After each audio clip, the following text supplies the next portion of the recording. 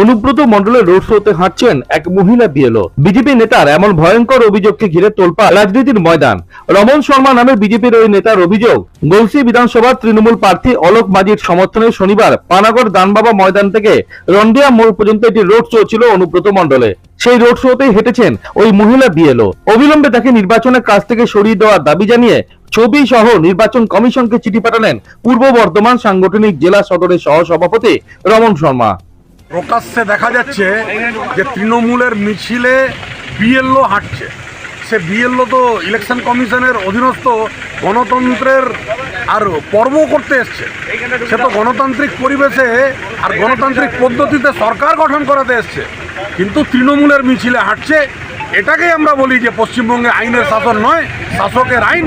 যদি শাসকের আইন থেকে মুক্তি চান, প্রকৃত গণতন্ত্র চান, প্রত্যেকের অধিকার সুরক্ষিত চান, তাহলে ভারতীয় জনতা পার্টির সরকার প্রতিষ্ঠা করতে হবে। এবং নির্বাচন কমিশনকে বলছি যে এর উপরে আর চোখ দিয়ে যত তাড়াতাড়ি হয় এদেরকে চাকরি থেকে যাতে সরিয়ে দেওয়া যায় এবং প্রকৃত গণতান্ত্রিক মানুষগুলোকে আনা যায়। তৃণমূল রোড শোতে জনপ্লাবন দেখে কার্যত মাথা খারাপ হয়ে গেছে বিজেপি নেতৃত্বের। আর বাজার গরম করতেই তার মিথ্যে অভিযোগ করছেন। পাল্টা অভিযোগ কাকসার ব্লকের তৃণমূল কংগ্রেসের সাধারণ সম্পাদক পল্লব বন্দ্যোপাধ্যায়। বিজেপির খেয়ে দিয়ে কোনো কাজ নেই, কে কোথায় যাচ্ছে ওইসব দেখছে।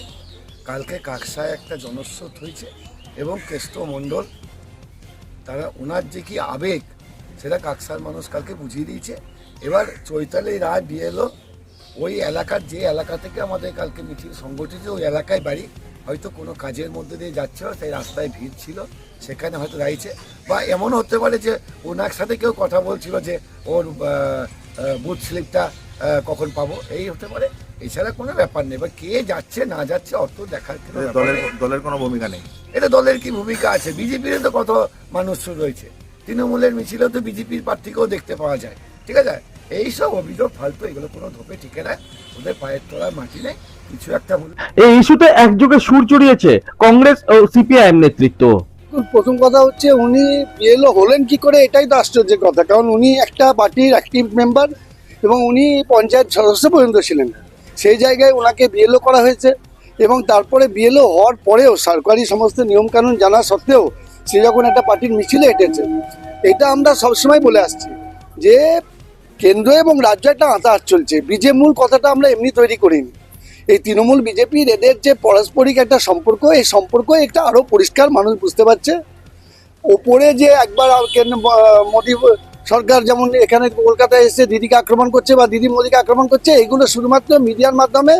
পশ্চিমবঙ্গে দুটো রাজনৈতিক দল আছে, আর কেউ নাই, এটা বুঝাবার এদের ধরনের চৌতলি রায়দের মতন যারা তৃণমূলের দাসত্ব করে, সেই বিএলও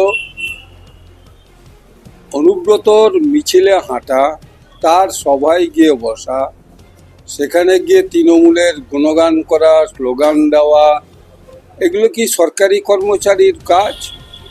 গোটা প্রশাসনটাকে তৃণমূল এখন তার নিজের কাজে ব্যবহার করছে, যার পরিণতি স্বরূপ গোটা বাংলার মানুষ আজকে হাড়ে হাড়ে বুঝছে। আজকে 27 লক্ষ মানুষ ভোটার থেকে বঞ্চিত হলো। এদের কাজই এই গোটা রাজ্যটাকে শেষ করে। 29 তারিখ দ্বিতীয় দফার ভোটে গলসি বিধানসভায় ভোট রয়েছে। তার আগে পানাগড়ে অনুব্রত মণ্ডলের রোড শোতে বিএলও হাঁটার অভিযোগকে ঘিরে সরগরম এখন রাজনীতির ময়দান। কাকসা থেকে অনুরাধা সেনগুপ্ত রিপোর্ট, কাটি খবর।